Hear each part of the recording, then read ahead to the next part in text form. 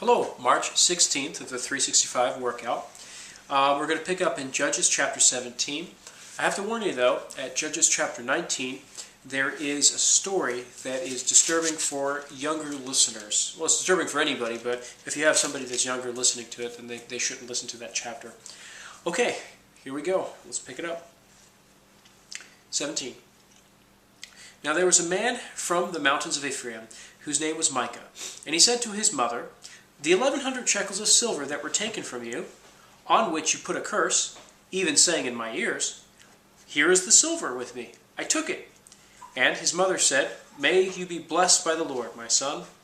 So when he had returned the 1,100 shekels of silver to his mother said, 'I had wholly dedicated the silver from my hand to the Lord for my son, to make a carved image and a molded image. Now therefore I will return it to you.' Thus he returned the silver to his mother. Then his mother took 200 shekels of silver and gave them to the silversmith. And he made it into a carved image and a molded image. And they were in the house of Micah. The man Micah had a shrine and made an ephod and household items, and he consecrated one of his sons, who became his priest. In those days there was no king in Israel. Everyone did what was right in his own eyes. Now there was a young man from Bethlehem in Judah, of the family of Judah. He was a Levite, and he was staying there. The man departed from the city of Bethlehem in Judah to stay wherever he could find a place. Then he came to the mountains of Ephraim, to the house of Micah, as he journeyed. And Micah said to him, 'Where do you come from?' So he said to him, I am a Levite from Bethlehem in Judah, and I am on my way to find a place to stay.' Micah said to him, 'Dwell with me, and be a father and a priest to me, and I will give you 10 shekels of silver per year, a suit of clothes, and your sustenance.' So the Levite went in. Then the Levite was content to dwell with the man, and the young man became like one of his sons to him. So Micah consecrated the Levite, and the young man became his priest, and lived in the house of Micah. Then Micah said, 'Now I know that the Lord will be good to me, since I have a Levite priest.'" Chapter 18. In those days there was no king in Israel, and in those days the tribe of the Danites was seeking an inheritance for itself to dwell in, for until that day their inheritance among the tribes of Israel had not fallen to them. So the children of Dan sent 5 men of their family from their territory, men of valor from Zorah and Eshtaol, to spy out the land and search it. They said to them, "Go, search the land." So they went to the mountains of Ephraim, to the house of Micah, and lodged there. While they were at the house of Micah, they recognized the voice of the young Levite. They turned aside and said to him, "Who brought you here? What are you doing in this place? What do you have here?" And he said to them, "Thus and so Micah did for me. He has hired me, and I have become his priest." So they said to him, "Please inquire of God, that we may know whether the journey on which we go will be prosperous." And the priest said to them, "Go in peace. The presence of the Lord be with you on your way." So the 5 men departed and went to Laish. They saw the people who were there, how they dwelt safely in the manner of the Sidonians, quiet and secure. There were no rulers in the land who might put them to shame for anything. They were far from the Sidonians, and they had no ties with anyone. Then the spies came back to their brethren at Zorah and Eshtaol, and their brethren said to them, "What is your report?" So they said, "Arise, let us go up against them, for we have seen the land, and indeed it is very good. Would you do nothing? Do not hesitate and go and enter do not hesitate to go and enter to possess the land. When you go, you will come to a secure people and a large land. For God has given it into your hands, a place where there is no lack of anything that is on the earth." And 600 men of the family of the Danites went from there, from Zorah and Eshtaol, armed with weapons of war. Then they went up and encamped in Kirjath-jearim in Judah. Therefore they call that place Mahane Dan to this day. There it is, west of Kirjath-jearim. And they passed from there to the mountains of Ephraim, and came to the house of Micah. Then the 5 men who had gone to spy out the country of Laish answered and said to their brethren, Do you know that there are in these houses an ephod, household idols, a carved image, and a molded image? Now therefore, consider what you should do." So they turned aside there, and came to the house of the young Levite man, to the house of Micah, and greeted him. The 600 men, armed with their weapons of war, who were of the children of Dan, stood by the entrance of the gate. Then the 5 men who had gone to spy out the land went up. Entering there, they took the carved image, the ephod, the household items, and the molded image. The priest stood at the entrance of the gate with the 600 men who were armed with weapons of war. When these went into Micah's house and took the carved image, the ephod, the household idols, and the molded image, the priest said to them, "What are you doing?" And they said to him, "Be quiet. Put your hand over your mouth, and come with us. Be a father and a priest to us. Is it better for you to be a priest to the household of one man, or that you be a priest to a tribe and a family of Israel?" So the priest's heart was glad, and he took the ephod, the household items, and the carved image, and took his place among the people. Then they turned and departed, and put the little ones, the livestock, and the goods in front of them. When they were a good way from the house of Micah, the men who were in the houses near Micah's house gathered together and overtook the children of Dan. And they called out to the children of Dan. So they turned around and said to Micah, "What ails you that you have gathered such a company?" So he said, "You have taken away my gods which I made, and the priest, and you have gone away. Now what more do I have? How can you say to me, 'What ails you?'" And the children of Dan said to him, "Do not let your voice be heard among us, lest angry men fall upon you and you lose your life with the lives of your household." Then the children of Dan went their way, and Micah saw that they were too strong for him. He turned and went back to his house. They took the things Micah had made, and the priest who had belonged to him, and went to Laish, to be a people quiet and secure.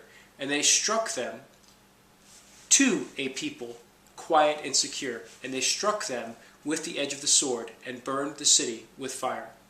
There was no deliverer, because it was far from Sidon, and they had no ties with anyone. It was in the valley that belongs to Beth Rehob, and they rebuilt the city and dwelt there. And they called the name of the city Dan, after the name of Dan, their father, who was born to Israel. However, the name of the city was formerly Laish. Then the children of Dan set up for themselves the carved image, and Jonathan, the son of Gershom, the son of Manasseh, and his sons were priests to the tribe of Dan until the day of the captivity of the land. So they set up for themselves Micah's carved image, which he had made, all the time that the house of God was in Shiloh. Chapter 19. And it came to pass in those days, when there was no king in Israel, that there was a certain Levite staying in the remote mountains of Ephraim. He took for himself a concubine from Bethlehem in Judah. But his concubine played the harlot against him, and went away from him to her father's house at Bethlehem in Judah, and was there for 4 whole months. Then her husband arose and went after her, to speak kindly to her and bring her back, having his servant and a couple of donkeys with him. So he brought him into her father's house, and when the father of the young woman saw him, he was glad to meet him. Now his father-in-law, the young woman's father, detained him, and he stayed with him 3 days. So they ate and drank and lodged there. And it came to pass on the 4th day that they arose early in the morning, and he stood to depart. But the young woman's father said to his son-in-law, "Refresh your heart with a morsel of bread, and afterward go your way." So they sat down, and the 2 of them ate and drank together. Then the young woman's father said to the man, "Please be content to stay all night, and let your heart be merry." And when the man stood to depart, his father-in-law urged him, so he lodged there again. Then he arose early in the morning on the 5th day to depart. But the young woman's father said, "Please refresh your heart." So they delayed until afternoon, and both of them ate. And when the man stood to depart, he and his concubine and his servant, his father-in-law, the young woman's father, said to him, "Look, the day is now drawing toward evening. Please spend the night. See, the day is coming to an end. Lodge here, that your heart may be merry. Tomorrow go your way early, so that you may get home." However, The man was not willing to spend that night. So he arose and departed, and came opposite Jebus, that is, Jerusalem. With him were the 2 saddled donkeys. His concubine was also with him.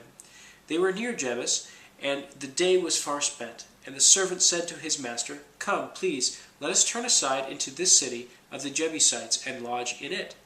But his master said to him, We will not turn aside here into a city of foreigners, who are not of the children of Israel. We will go on to Gibeah. So he said to his servant, Come, let us draw near to one of these places, and spend the night in Gibeah or in Ramah. And they passed by, and went their way. And the sun went down on them near Gibeah, which belongs to Benjamin. They turned aside there to go into lodge in Gibeah.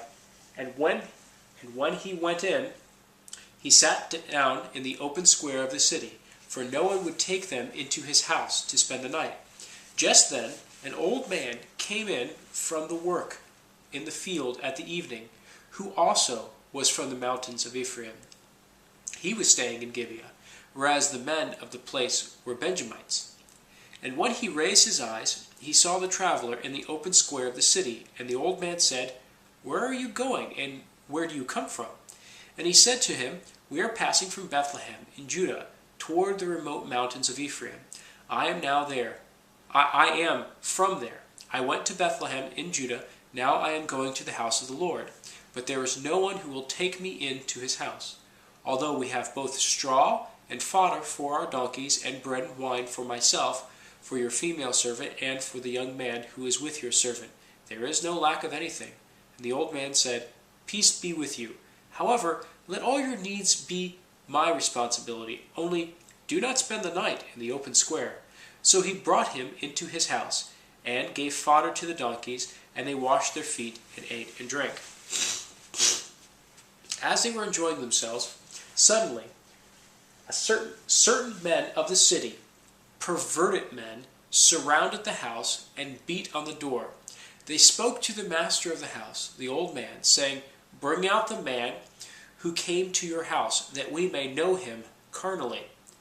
But the master of the house, went out to them, and said to them, No, my brethren, I beg you, do not act so wickedly. Seeing this man has come into my house, do not commit this outrage. Look, here is my virgin daughter, and the man's concubine. Let me bring them out. Humble them. Do with them as you please. But to this man do not do such a vile thing. But the men would not heed him. So the man took his concubine and brought her out to them. And they knew her, and abused her all night until morning. And when the day began to break, they let her go. Then the woman came as the day was dawning, and fell down at the door of the man's house where her master was, till it was light.